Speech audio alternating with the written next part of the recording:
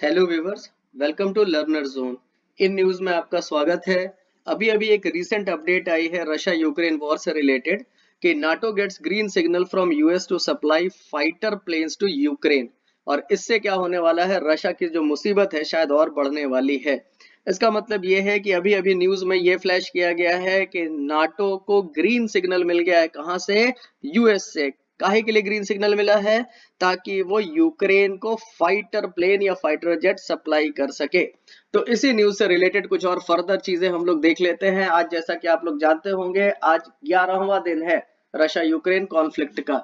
और इस वॉर में हमें ये दिखाई पड़ रहा है कि ये एक बहुत ही बड़ा एक बिग लॉस डील है in many ways, not only for Ukraine but also for Russia. दोनों को ही बहुत अधिक नुकसान झेलना पड़ा है।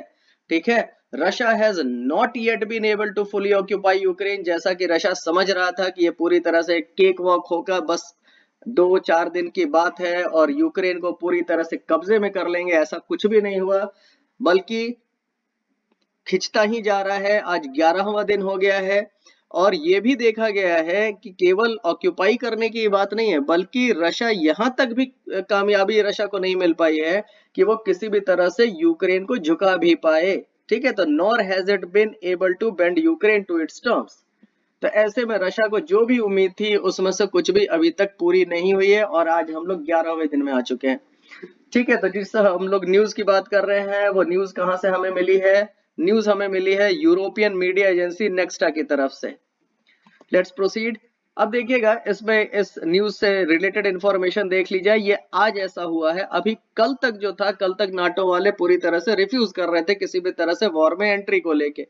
आप देखिएगा, on Sunday president of Ukraine Zelensky once again appealed to NATO to provide war planes. अभी कल की बात है, जेलेंस्की ने अपील की थी नाटो से।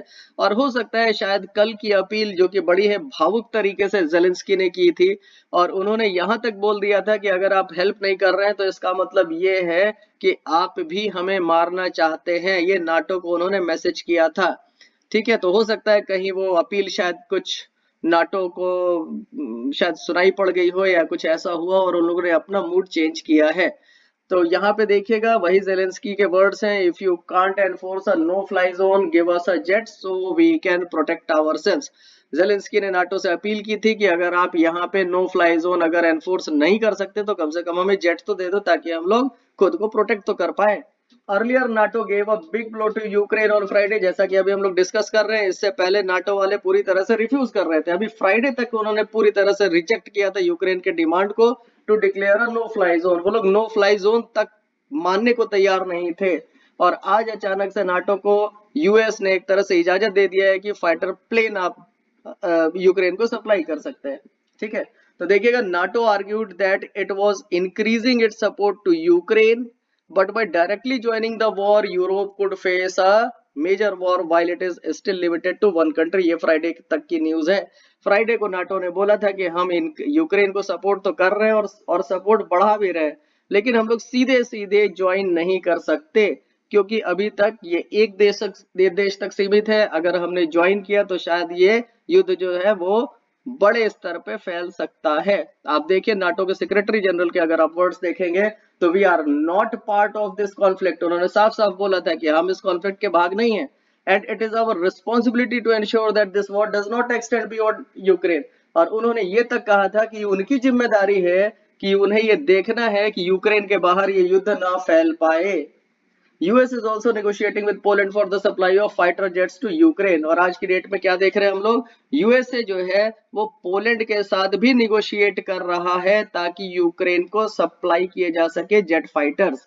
क्यों पोलैंड से? पोलैंड की जरूरत क्या है? तो पोलैंड की जरूरत क्या है वो हम समझ लेते हैं। यहाँ पे देखिए, हो क्या रहा है कि यूएसए जो है, यूएसए अब खुल के सामने आ रहा है और यूएसए खुल के इनका सपोर्ट करना चाहता है यूक्रेन का। लेकिन यूएसए के साथ मुसीबत क्या है कि यूएसए अपने फाइटर जेट्स अगर यूक्रेन को आज की डेट में देता है तो यूक्रेनियन जो एयरफोर्स पायलट्स हैं वो ज्यादा उसका इस्तेमाल नहीं कर पाएंगे। क्यों नहीं कर पाएंगे? क्योंकि यूक्रेन के जो फाइटर पायलट्स हैं वो किसके आदी हैं? वो रशियन मेड प्लेन्स के आदी हैं, है ना। ज्यादातर यूक्रेन में मिग और इस तरह के विमान उड़ाए जाते हैं। तो इसका मतलब ये है कि यूक्रेन वाले अगर मान लीजिए यूएस से अगर फाइटर प्लेन्स ले रहे हैं तो यूक्रेन आज की डेट में उसका यूज नहीं कर पाएगा। तो ऐसे में यूक्रेन जो कि रशियन मेड एयरक्राफ्ट्स के आदी है, उनको रशियन मेड एयरक्राफ्ट्स की जरूरत है, जो कि कहां से मिलेगा? ये मिलेगा पोलैंड से। ठीक है, तो पोलैंड वाले जो है वो यूक्रेन को फाइटर प्लेन्स देंगे और यूएसए जो है, यूएसए क्या करेगा कि पोलैंड में जो कमी पड़ेगी फाइटर प्लेन्स की वो यूएसए पूरी करेगा। तो इस तरह से एक चेन बनेगा। चेन कैसे बन रहा है? यूक्रेन को देगा पोलैंड और पोलैंड को देगा यूएसए। तो पोलैंड से मिलेंगे रशियन मेड और यूएसए से मिलेंगे यूएस के मेड। तो इस तरह से अभी जो इमीडिएट जो रिक्वायरमेंट है ना यूक्रेन की, वो पूरी हो जाएगी। तो ये चीज चल रही है अभी। अब आगे देखिएगा, in the event of this discussion taking shape, experts believe that fighter aircraft once made with the help of Russia will now be used to fight against its army। अब देखिएगा क्या विडंबना है, क्या आयरनिकल सिचुएशन है कि जिस Russia ने दूसरे को मारने के लिए जो फाइटर प्लेन्स बनाए थे, अब आज की डेट में और कल आप देखेंगे कि वही फाइटर प्लेन्स रशिया पे अटैक करने वाले हैं, जो मिग 29 है। अब ये प्रेसिडेंट पुतिन के लिए कोई बहुत अच्छे संकेत नहीं दिखाई पड़ रहे हैं हमें। Obviously this can prove to be a big setback for Russian president Putin who is putting a lot at stake in this war, है ना। ये भी कहा जा रहा है कि जो घरेलू समस्याएं हैं, जो डोमेस्टिक इश्यूज हैं और जो डोमेस्टिक जो एक तरह से जो मतलब जो जनमत संग्रह बोल सकते हैं, जो आमतौर पे जो रशियंस जो है वो शायद पूरी तरह से प्रेसिडेंट पुतिन को बैक नहीं कर रहे हैं, है ना। जो कि वहां की मीडिया शायद दबा रही है या जो कुछ भी है ना। तो ऑब्वियस सी बात है, डोमेस्टिक लेवल पे भी शायद पुतिन कहीं ना कहीं कमजोर पड़ रहे हैं। और ऐसे में अब अगर इस तरह की चीजें हैं तो शायद पुतिन के लिए कुछ ना कुछ खतरे की घंटी जरूर बज रही है यहाँ पे। अब यहाँ पे देखिएगा, Ukraine's war planes have caused significant damage to Russia so far. अभी तक रशिया को अच्छा खासा नुकसान पहुंचा चुके हैं यूक्रेन के war planes. And president Zelensky of Ukraine has promised to provide more fighter jets from western countries to deal with the Russian military. ठीक है, और प्रेसिडेंट जेलेंस्की ने ये भी वादा किया है अपनी एयरफोर्स को कि अभी हमें और फाइटर जेट्स मिलने वाले हैं वेस्टर्न कंट्रीज से, ताकि हम लोग रशियन मिलिट्री का मुकाबला कर सके।